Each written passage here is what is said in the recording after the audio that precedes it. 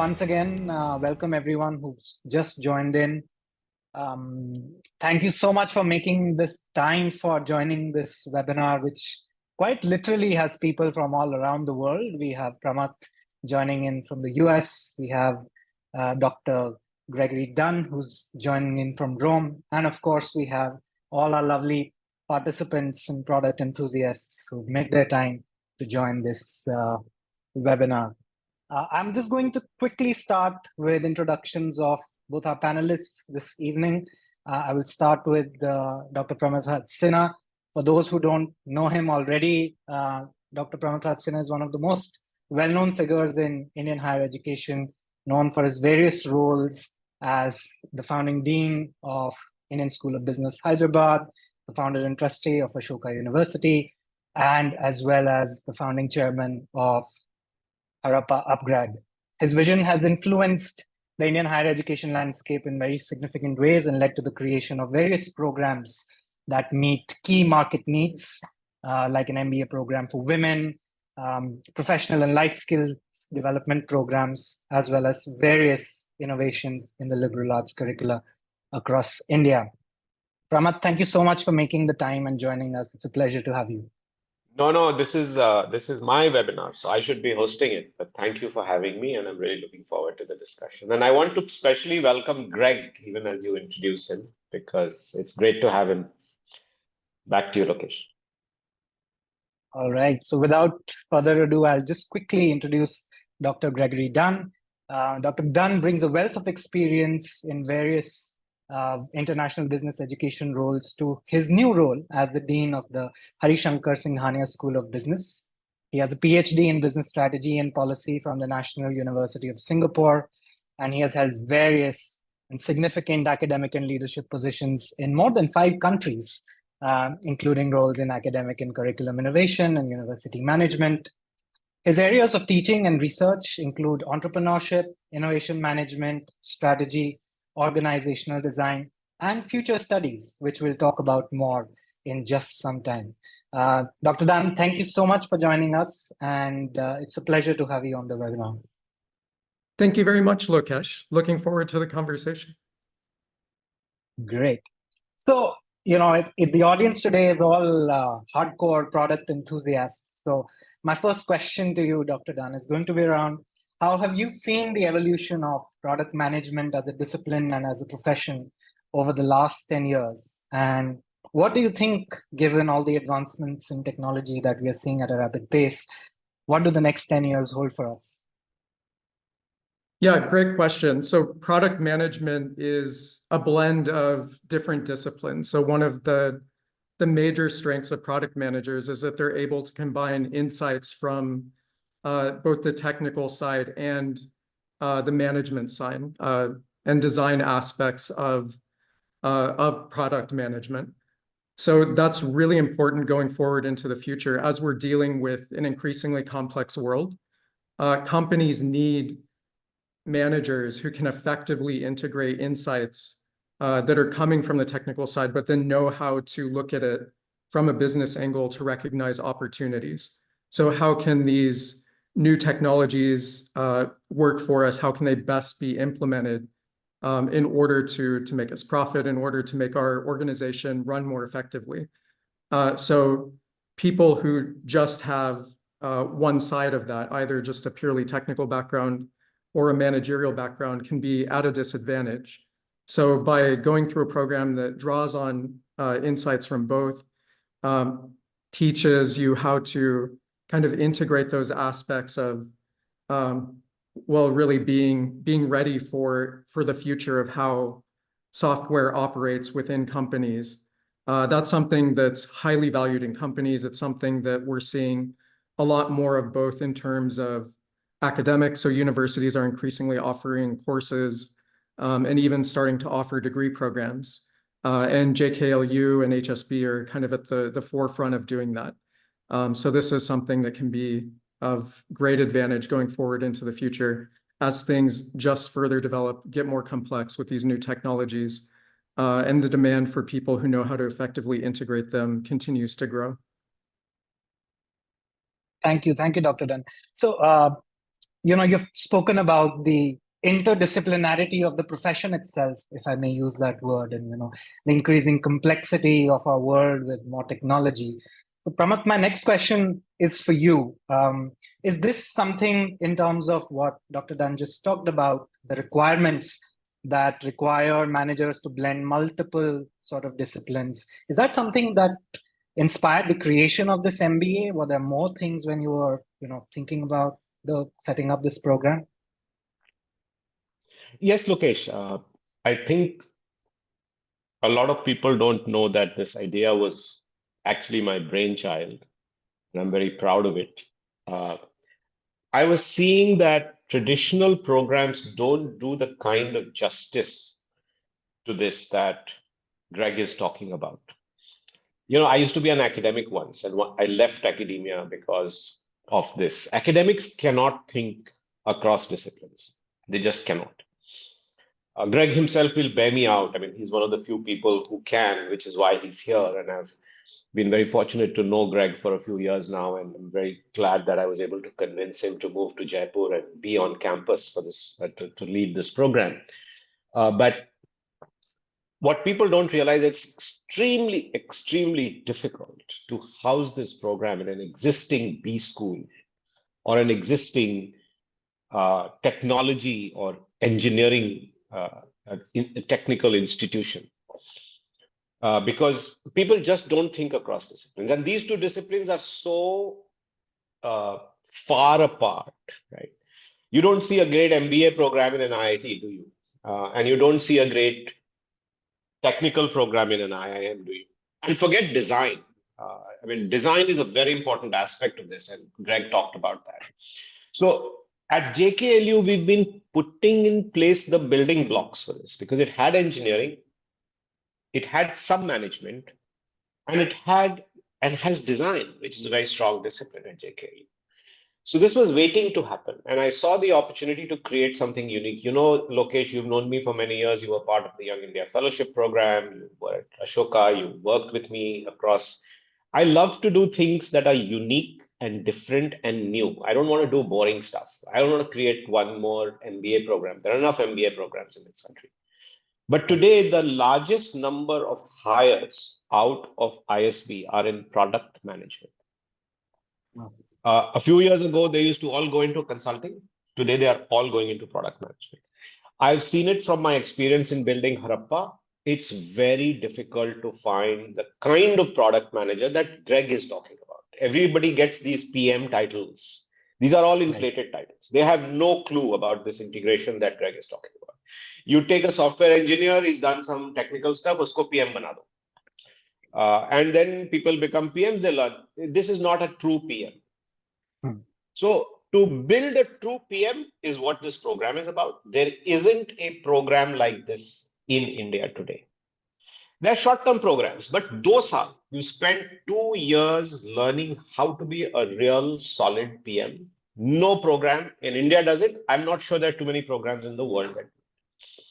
A lot of the product management roles, by the way, product management courses, by the way, are purely around the technical aspects of product management, the dose of business, and therefore getting Greg as a business guy to come in and be the dean of this program is really our masterstroke. And I think the folks who are going to be part of this program are going to love it because there's nothing like this. It'll position them in a way that is so unique, so distinctive, so different that no other program can match this. We are a small university in JKLU, in Jaipur, and so on. So people may think that ye kuch chota sa hai, ho raha hai. Unko ye nahi malum hai ki this is really something that is path breaking, and that small people can do path breaking stuff. So I think that it's good. I see some 30 people on this webinar. If you exclude us 5, there are probably 25 people who have joined us. And I think that's why they are here, right? Why are they spending an evening on Monday listening to us? I think because they see that potential, right?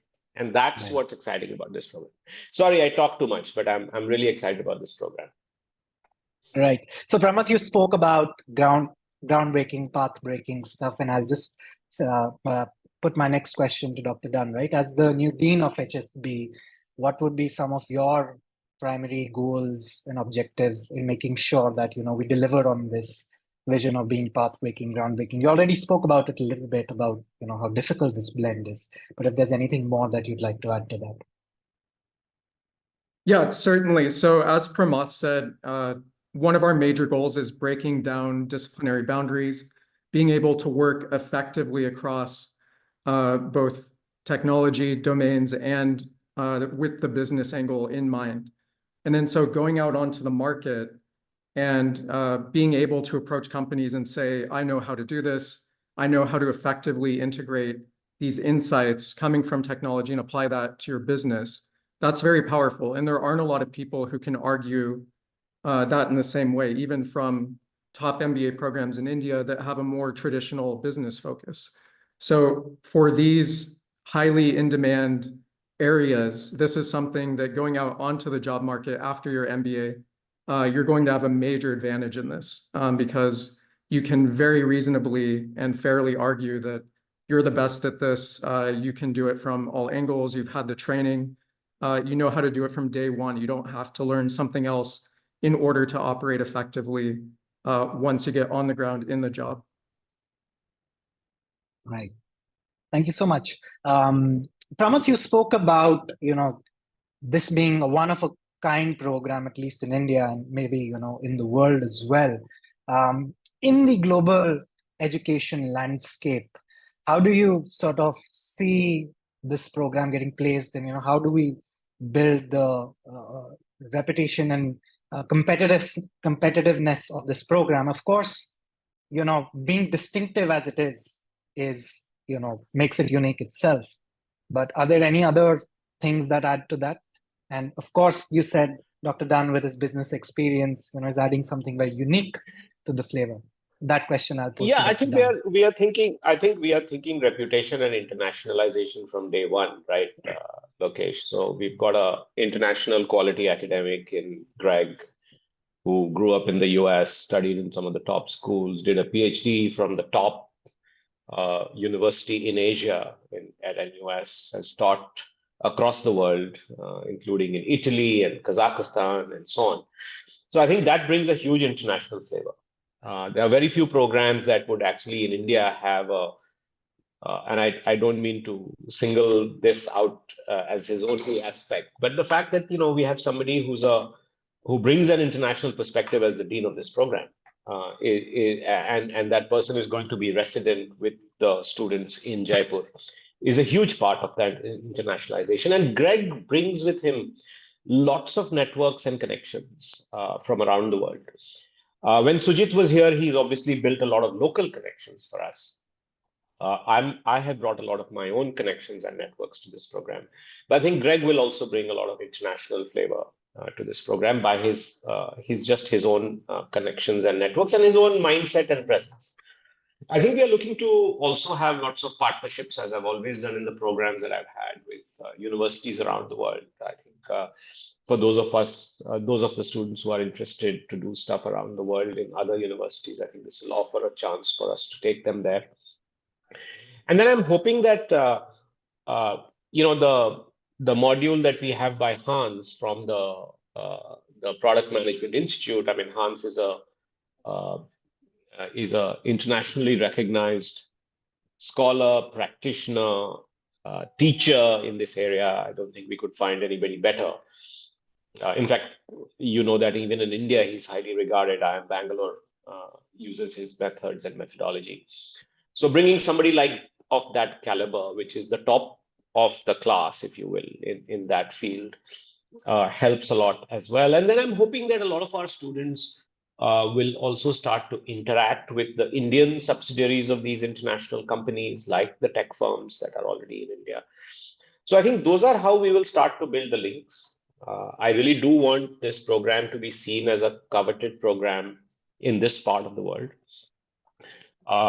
Maybe we are not spending as much money as Masters Union trying to sort of tout this program as the next big thing since sliced bread. But I like to build things slowly. I like to build things in a way that builds credibility by actually letting the actions and the program speak for itself. So we are very excited about the first cohort, which will start in about a month from now, I think, and very excited about the people who are coming into this program.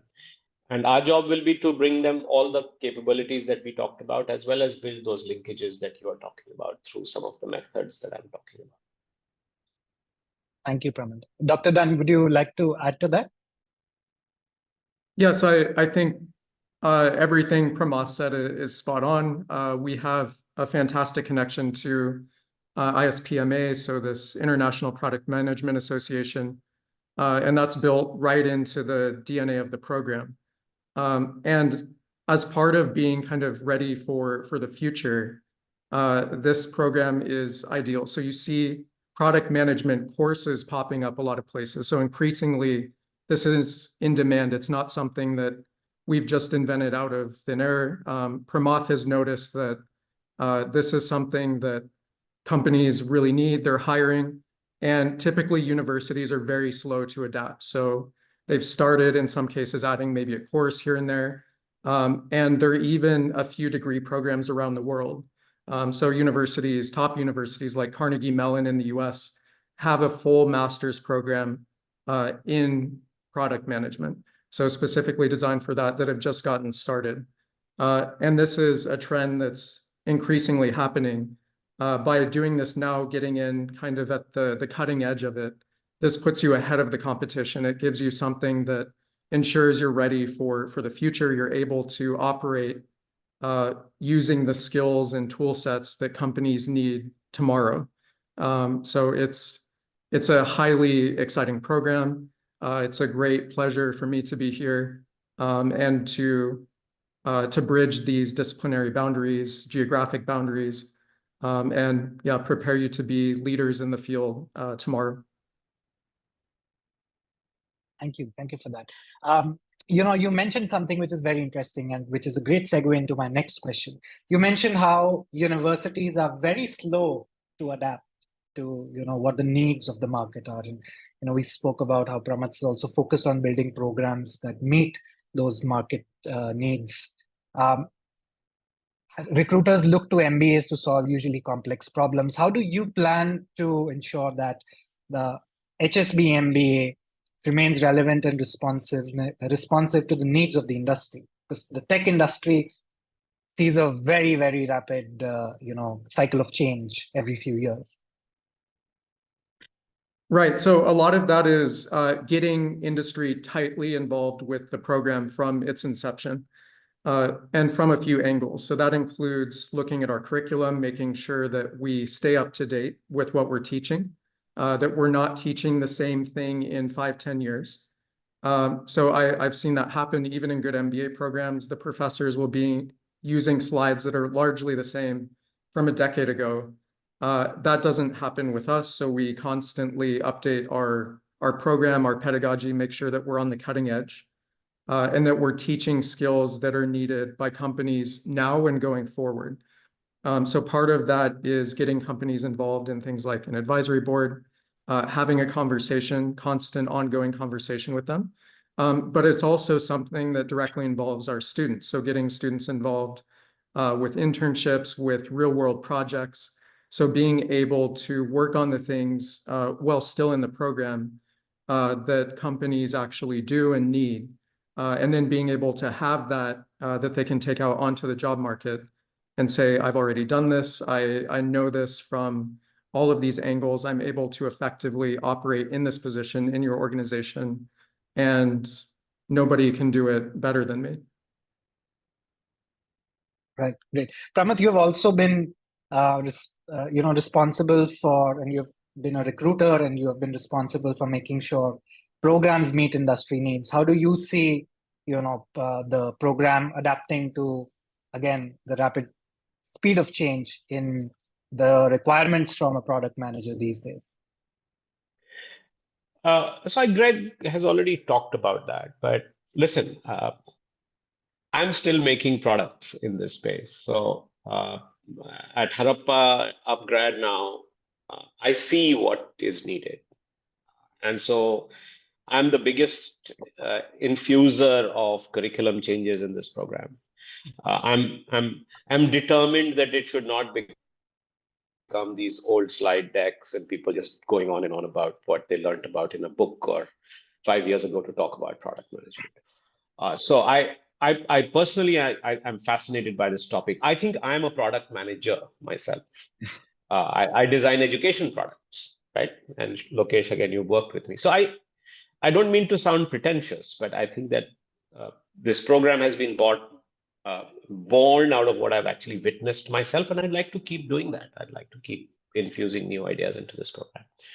I travel around a lot. I'm sitting here in New Jersey in the US today, and I meet people who work in some of the top companies. My own batchmates from my batchmate from IIT Kanpur is the chief product officer of Zoom, which we are using right now. I talk to her all the time. In fact, she will probably be one of our guest speakers during this program.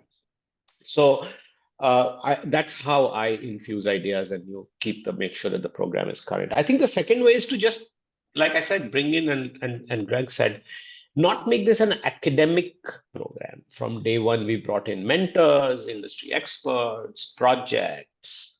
That industry academia interface is very strong from day one in this program. And the third is to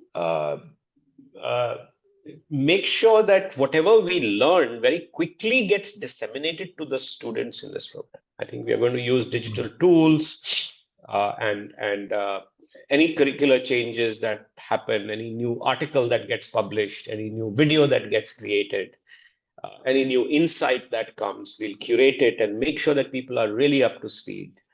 Lokesh, I'm a big believer in the fact that, if you want to be professional, then you have to invest in your professional development. So I think folks who are going to be in this program have to think of themselves as a product manager from day one. And a good product manager, a good doctor, keeps abreast of what's happening in their field every day, not every week, not every month, not every quarter, every day. That's the mindset we want our students to have, and we want to feed that hunger to know and to keep current through the tools and pedagogical approaches that we have in the program. So I think those are some of the ways that I think we will keep it current. I think the students themselves will keep it current, right? I mean, again, I keep saying, me, Lokesh, but look, all our programs, we take so much feedback from students. We say, tum batao, what are you seeing? What are you missing? And if people tell us, oh, you're not doing this, you're not doing that, we say, okay, fine, we'll find a way to plug that gap. We'll bring in a speaker, we'll bring in a module, we'll take you for a visit. So I think we'll all collectively keep this program current and build it. All right. Thank you. Thank you so much, Pramath. We've been talking a lot about change, Dr. Dunn, and one of your areas of focus in your very wide variety of interests is something called future studies. And that's something we have infused into the curriculum at HSB as well. Could you tell us a little bit more about what that means and in what ways is that literacy of future studies going to help students at the program navigate this world of complex and endless change? Yes, it's a very interesting question. So futures literacy is about being ready for the future. So it's not strictly about forecasting. Forecasting can be a useful skill, but the Soviet Union had many brilliant economic planners who would come up with these 5-year forecasts that never really worked. You can't plan something as complicated as the economy. So future studies is more about understanding what's in front of you and how to use that for where you want to go. So helping envision and create a preferred future for your organization. So it's actually a great kind of insight to bring into an area like product management that focuses on this interdisciplinary kind of holistic thinking. We're able to look at something and see it from a different angle, a different perspective.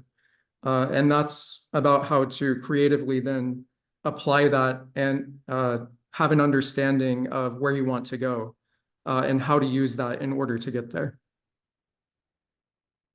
Thank you so much. I think you spoke a little bit about shaping the future, right? And with the amazing power that tech has to shape our world, How can futures literacy help shape the development of ethical leadership and decision making considerations that most MBAs will find themselves doing at some point in their career? Yeah, so it's an active participation in the creation of a preferred future. So when you're looking at futures literacy, you're not just thinking about what the future will be, you're thinking about how you can co-create that with others. So how can I best integrate these insights, these people, these networks, whatever it is, in order to get where the organization wants to go. So what you're aiming at. So it's about creating a clear aim, having a vision for where you want to go, and then being able to direct resources across boundaries and across kind of traditional perspectives. So breaking down those barriers in order to understand how to get to this preferred future. Thank you. Thank you so much, Dr. Dunn. I'll switch to Pramath. Pramath, I know you're a very, very big proponent of interdisciplinarity, and in the way we have spoken about the whole discipline profession, now, it's very, very interdisciplinary in the way it's structured. What is the significance of this? You've built a lot of programs with interdisciplinarity in mind. What does it do for students who go through these programs, and especially in the context of product management? How do you think it really affects a student's career trajectory? I think it's the most significant career trajectory booster in the world today. People don't realize this because education programs are organized around schools and departments, majors and specializations. Our parents, our own mindset through school and colleges, that I have to specialize in a particular topic. If I don't specialize in that topic, I don't have a future. I don't have a career.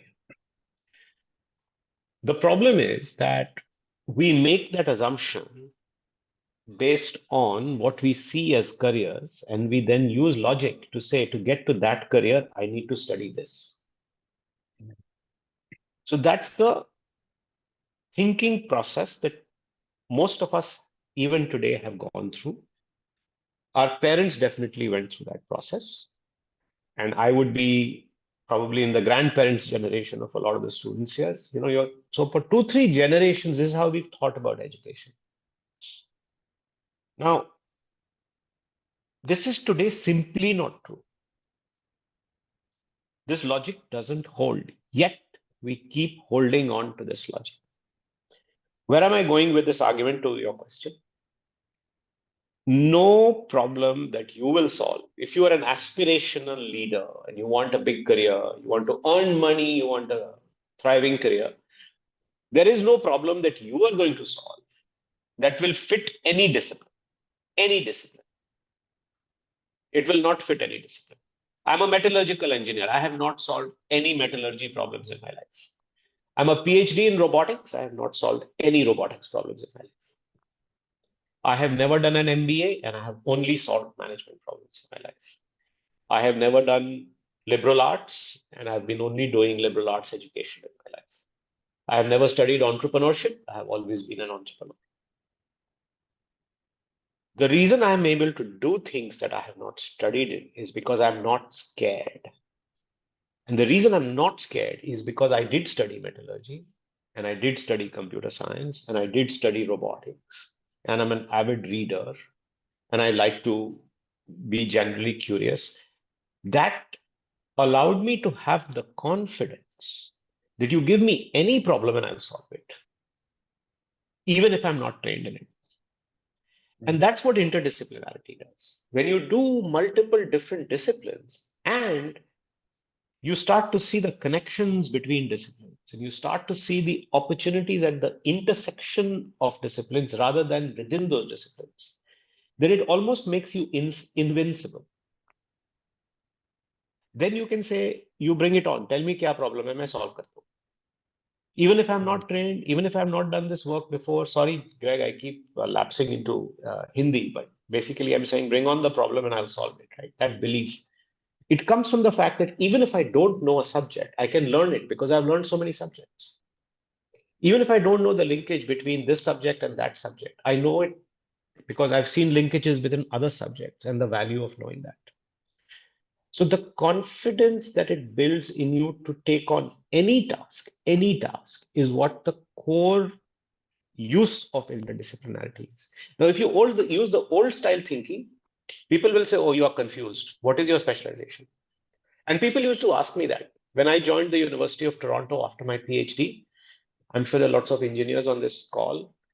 And after that, 4 years of IIT and 5 years of University of Pennsylvania, having done metallurgical engineering, mechanical engineering, computer science, robotics, computer vision, faculty members at the University of Toronto would ask me taunting questions like, Pramath, what kind of engineer are you?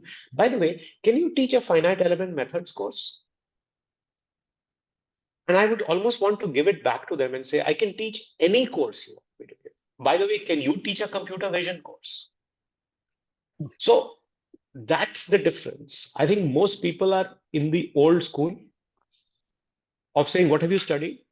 What do you know? And it doesn't matter what I know. What I know is how to solve any problem. And that's what I've gone through. So that's the core of why we should be interdisciplinary in the world today. This is not to make people confused or, this is the old thing about jack of all trades and all that. Yes, indeed, we have to create jacks of all trades because you don't know which trade is coming. Right. What job are you going to have 5 years from now? You have no clue. So you have to be jack of all trades so that any trade that comes, you can solve it. Anyway, as you can tell, I feel passionately about this. I can go on and All right. Okay, I'll move on to the next question, but I'll pick an expression that Pramath used in his last answer and pose my next question to you, Dr. Dunn.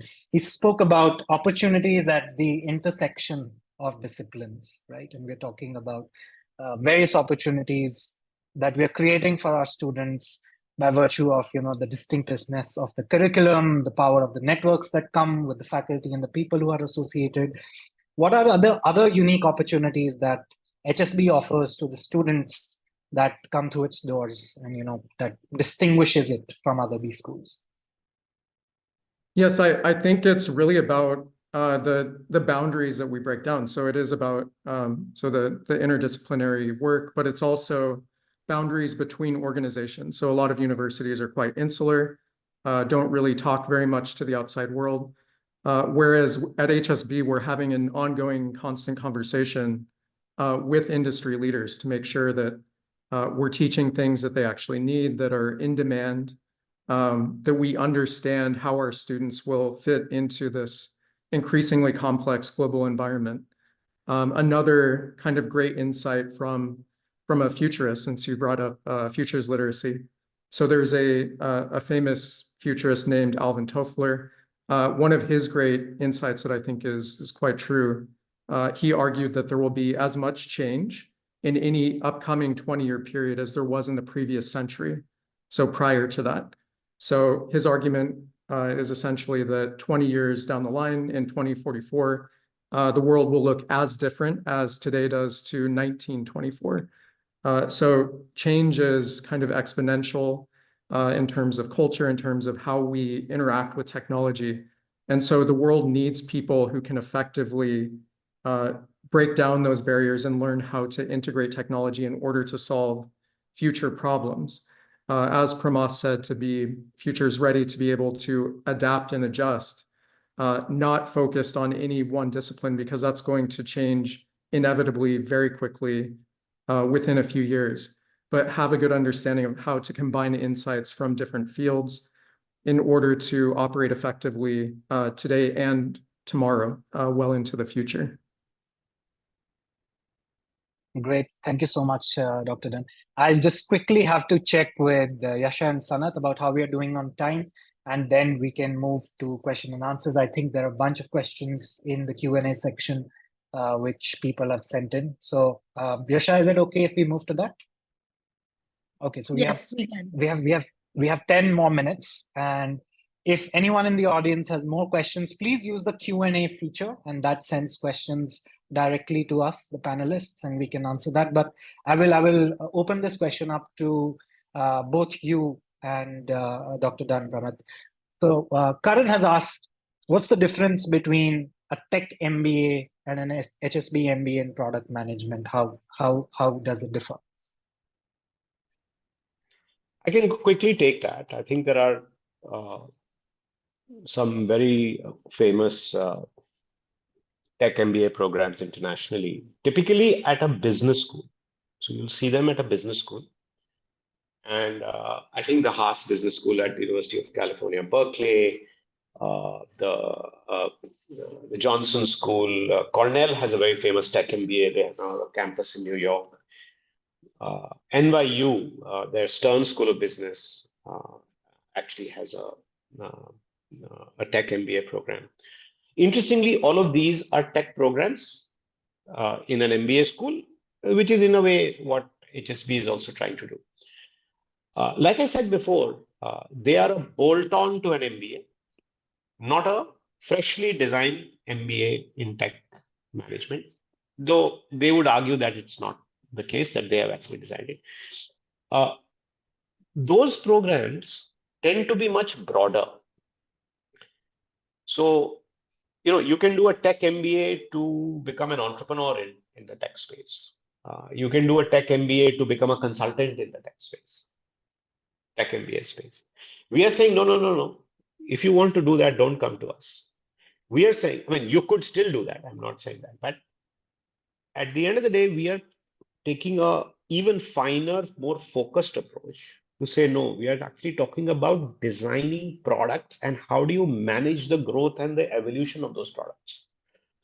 This is going to enable you to go into a very pivotal job in a very scarce resource situation. And that's what we are doing. It will create pathways to you to do all those things that a tech MBA will ultimately do. But we are taking that as the means to the end to go into the larger career space. And I think that's what's different about this.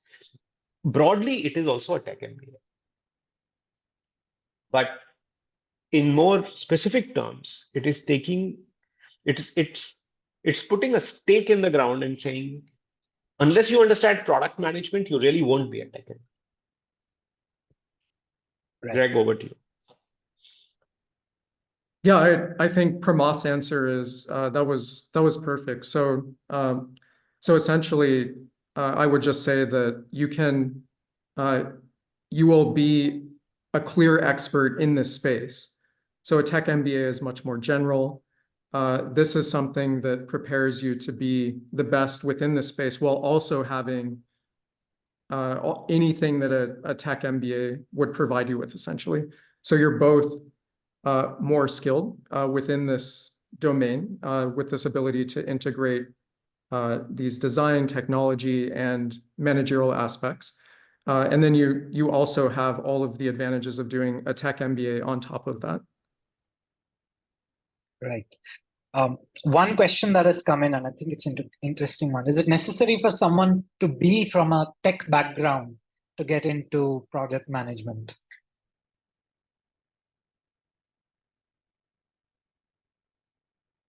Sorry, which one of us do you want us to answer that? Pramath, you can go first, and then if Dr. Dunn has something. Listen, I think Sujit and I had a little bit of a difference of view on this, right?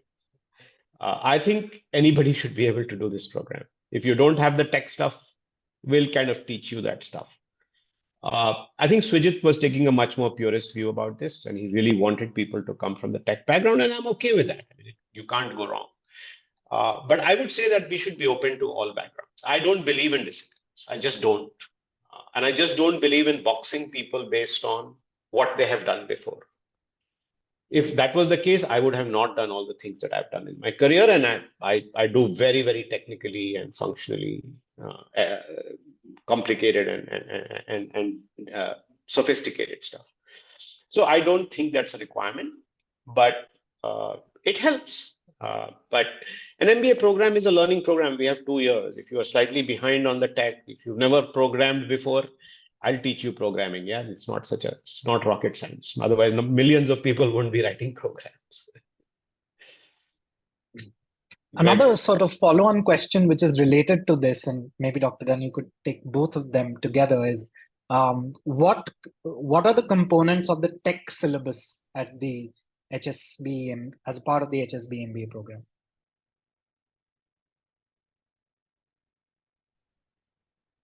Well, we follow closely the ISPMA curriculum. So this is very much an interdisciplinary approach. So it does have technical aspects, technical features, but then there are also elements of business, of design, and critically how to kind of combine all those things in order to generate useful insights and outcomes for organizations.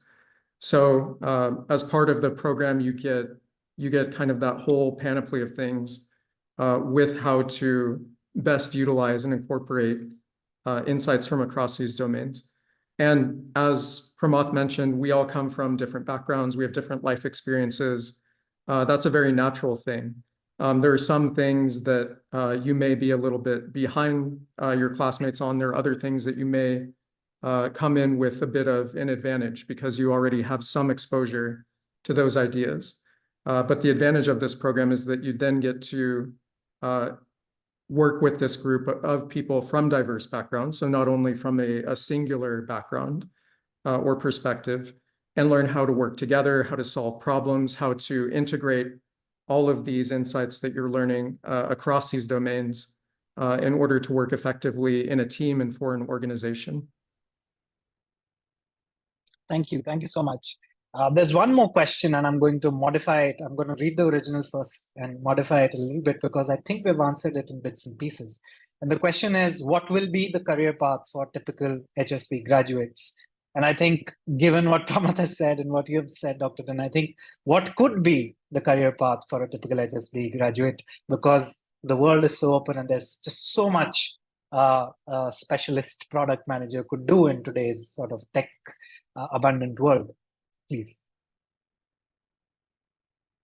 Dr. Dunn, you can go first and then Pramath can come in. Yeah, sure. So there are many spaces that you can go into. It doesn't necessarily have to be even a software company. So many of you will end up working at software companies, but they're product managers at all kinds of organizations, people who need to learn how to integrate these insights from product management in order to help the organization effectively operate. So this is something that's increasingly in demand. And you see this even at kind of more traditional industrial organizations. So it's not only tech companies that are increasingly hiring product managers. It's also more traditional companies that are realizing we really need to incorporate these insights from AI, from IoT. We don't know what all these fancy buzzwords mean. How do we actually get someone who knows how to use all this stuff to make business decisions that will help our organization operate more effectively? And that's a very powerful thing that you can take both to organizations that are kind of traditionally in that space, so software companies, for example, but also other kind of more traditional companies, large conglomerates in many cases that can use these insights from product managers, from people who know how to best use these tools and insights in order to inform the organization and operate more efficiently. It's something that can help many, many organizations across different spaces. So I think there's really a wide variety of career trajectories that are possible. And as Pramath said, it's not only preparing you for a singular role. This kind of learning and interdisciplinary focus is something that will help you whatever the world looks like in 10, 20 years going forward. So this is a great leg up in terms of starting your career, and then kind of the world is your oyster. I think you can take this in many directions. You can become a leader in all kinds of organizations. And I think this gives you that fantastic foundation in order to launch that. Thank you. Thank you so much, Dr. Dunn. There's one specific question, and I think I'll direct this to Pramath. There's someone who works at the JK paper mill in Raigad, and they're asking if there's a chance to join the program via the JK referral program. Yeah, of course. That's why there is a referral program. And I noticed that it also says, Lokesh, that he has already gone through the process, right? Interview Let me process. see. I thought. Yeah, um, this is Pankaj's question. Yeah, Pankaj Gupta is saying that I've already gone through the HSB entrance and interview. So yeah, I think we should be getting back to you very quickly, Pankaj, on whether or not you have qualified if you haven't already. And yes, you can attend the program through the JKPM's through the referral program. Of course, we have to make sure that all students, regardless of whether they come from JK or outside, meet our entrance criteria. But I don't see any reason why you wouldn't, especially if you've already been through the entrance exam and interview, because that means you were shortlisted after your application. Am I saying is that right, Lokesh, that they are about to be sent uh, decisions on this? Yes, the decisions are expected this week for people who have Yeah, already yeah. applied. Yeah, so Pankaj, look for the decision soon. Yeah. Arsh is asking, is this program more focused on entrepreneurship expertise with evolution of new products more specifically, or upgradation in the old market products more? It will have to be both. It cannot be only one. Uh, the truth is that without having to be an entrepreneur or without having to be in a startup, whether you're in a startup, whether you're in a new company, you have to do both. You have to enhance existing products, and you have to constantly look for new opportunities and create value by launching new products. So I think it really is both.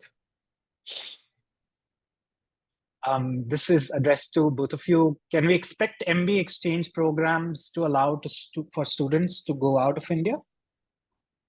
Yes, I think we have to be technically right. There are no MBA exchange programs. I mean, there could be, but I think what would be is that you will probably have study abroad programs where you can actually go to another institution and do a study abroad. And those kind of programs we can look forward to. I'm personally working on some of those. We already have some tie-ups, say, for example, with the University of Florida and several others. So I think we certainly look forward to that. Yes. All right. Shri Kirti is asking, I understand that there are mentorship and internship programs already in place. Could you please elaborate on the kind of domain experts on board, whether they're local, international, and what is HSB support to this founding cohort? That will be going through the whole program. I mean, I think if you go through our website or through our brochures or through our admissions teams, you'll get a much more detailed answer. And let me try to do this from memory. This webinar was not about giving out the details of the program, but I'll try to do this from memory. I think we have mentors who are mostly from India. Indrajit and Yasha can tell me if there were some who were from outside India. There may be also, but I mean, there may be Indians who are outside India working in international companies. Several of my students and friends are like that. I have people working in London in Spotify and so on. So I think we will be bringing such people as mentors. I think people are going to work in projects for companies. And that's the second aspect of support and exposure that is going to happen. And of course, we should not just forget that the quality of faculty that are going to be on this program is absolutely outstanding. You won't find that quality of faculty anywhere else other than a top IIM or an ISB. You would not find them in most IIMs, by the way. So I think it's a combination of those things that this program will really stand out for. Greg, am I leaving something out? No, I think you hit on the key things. Certainly those tie-ups with industry and bringing in people who are both leaders in academics, but also who have industry experience and work at these top companies for guest lectures or for guest teaching. So that's a really important aspect of the program. All right. There's one question around concessions of financial aid, and I'll just quickly answer, and more details can be provided by the admissions team. We do have generous merit and merit cum means scholarships. And if you are interested in learning more, please reach out to Yasha or Sanat or anyone else from the team, and they'll give you more details. We are dedicated to support every deserving candidate to pursue the MBA at HSB. And we would be very, very happy to tell you more about what options are available. All right. This one's for you, Pramath. And I think this can be the closing question. It's not about the program, but it's about you being the founding dean for ISB, and now you're involved with HSB. How similar or different are you seeing the two schools? And yeah. No, very different right now, Lokesh. In terms of the education space, the ISB is a general MBA. The HSB MBA is very focused on product management. Let's be very clear about that. This is for product management roles after you graduate from a 2-year program. The ISB is a 1-year general MBA. The linkage is that at ISB, I have seen many people getting into product management roles, even if they don't have a good product management training, because there's such a dearth of product management people. And ISB folks, because of their background and the kind of education, they are able to fill that gap, even if they don't have the training. This was born out of that desire to say, listen, if you now on top of that have people who may not have been able to get the privilege of an ISB education, but actually their big strength is that they know product management much more intimately. It equalizes the gap between you and the ISB person. The ISB person probably is able to get there because of their experience, background, whatever. You are able to get there because of your product management training. Of course, the big difference is this is a 2-year program, that's a 1-year program. And yeah, I think the focus is really what the class size will be much smaller, so you'll get a lot more attention. ISB has 800 students. Here we are looking for a class size of about 40 people. So I think there's a big difference between the two there. All right, we're almost at the end of time, and I will just take this moment to ask Dr. Dunn and Pramath for any closing, words they have for the audience that's come to the webinar today, and then we'll wish everyone good night, good evening in Dr. Dunn's case, and a good day to Pramath. Greg, you go first. Yes, thank you, Lokesh. It's a great pleasure to meet everyone kind of virtually, and I hope to see many of you very, very soon on campus in Jaipur, and greatly looking forward to you and seeing your journeys to being future product managers and leaders in your organizations. Thank you, Dr. Dunn. Lokesh, first, I want to thank you for a fantastic job. I didn't know that you were such a great moderator. I think you have now been chosen as our moderator forever for all webinars. But jokes apart, thank you. And I'm also very, very privileged to share the platform with Greg today. I'm so excited that he's coming. Somebody asked a question on another, it was on the chat. Yeah, how did I Greg think come it to just know came about out. HSB? Yeah. Okay. And he came to know about it because he and I were at a retreat in the middle of Italy for a close personal friend in, I think it was November. And Greg and I got chatting, and I told him about the opportunities to do great stuff in India, and he got excited. And since then, I've been working on Greg to convince him to leave the good shores of Rome and Italy and come to Jaipur. So when this chapter of his autobiography, when he writes it, will say from Rome to Jaipur. But no, I'm very excited that Greg is with us today, and he's a fantastic academic scholar and somebody who will bring tremendous value to this program. So welcome, Greg, officially and informally, and great to have you here. And I hope we get to do a lot of these things together.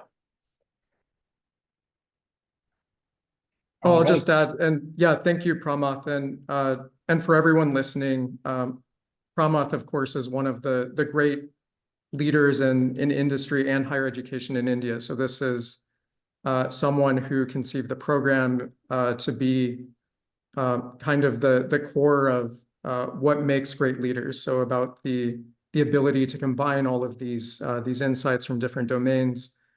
So it's a great pleasure working with him, and I think that we're all privileged also to have him on board and his great connections to industry. So I think that's another fantastic feature of the program.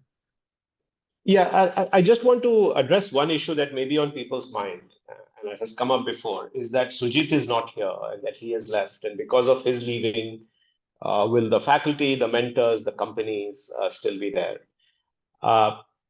Yes, Sujit was here, and yes, he's not here. Sujit and I are close friends. We've been close friends for many years. Sujit is from Patna. He's from my school. I know Sujit's wife. I was the one who brought Sujit onto this program. I want to assure you all that Sujit's leaving will have zero impact on this program. There may be some changes, but this program is really my program, and I don't want to talk about it as if I own it, but this program was conceived by me, started by me. Sujit was brought onto this program by me. He's done a great job in bringing us here. This program is my responsibility, not Greg's, not Lokesh's, not Sujit. It's my responsibility. And I will make sure that this program will go on as I have conceived it and I have wanted it to be. And that's the assurance I wanted to leave you with. We are building an institution. This is not about Sujit or Greg or Lokesh or even me. I'm not sitting at ISB, but ISB is working, right? And it's built its reputation because I'm still involved. And I think this is one of those programs where I'd like to see this program be as successful as any of the other programs I've started. And people may come and go, but this program has to go on. I do want to assure you that you don't have to worry on that count. Thank you so much. And back to you, Lokesh. Thank you very much, everyone. Great to see you. Thank you. Yasha and Sanat, we had a couple of questions pop in as we were doing. I think anyone who still has a question that's unanswered can write to the admissions team. They will provide you all the information that you need. People have asked for profiles of Pramath and Greg. I request Yasha and Sanat to just put it in the chat box to connect on LinkedIn. And thank you once again. Yeah, and there's again, I mean, since we've taken so much time, I think there's one quick question from the last question that has to be about placements. And you're right, Piyush, you can't predict where the placements will be because we are a new program. So you've answered your own question. At the same time, some of the companies that are involved in this program are listed on our website. I expect that all the top tech firms, startups, who are looking for product managers will recruit from this program. Everywhere where there is a need for a product manager, old company, new company, tech company, non-tech company, startup, non-startup, is where you will find these opportunities. So there's no issue that you should not worry about that. Great. With that, we will bring the session to a close. Thank you so much to all the panelists, all the attendees who've joined today. Thank you to Yasha and Sanat for putting this together. And we'll hopefully do more of these and get to hear from more people. Please stay tuned to all the updates from the HSB team. Thank you, everyone. Have a good night. Bye-bye.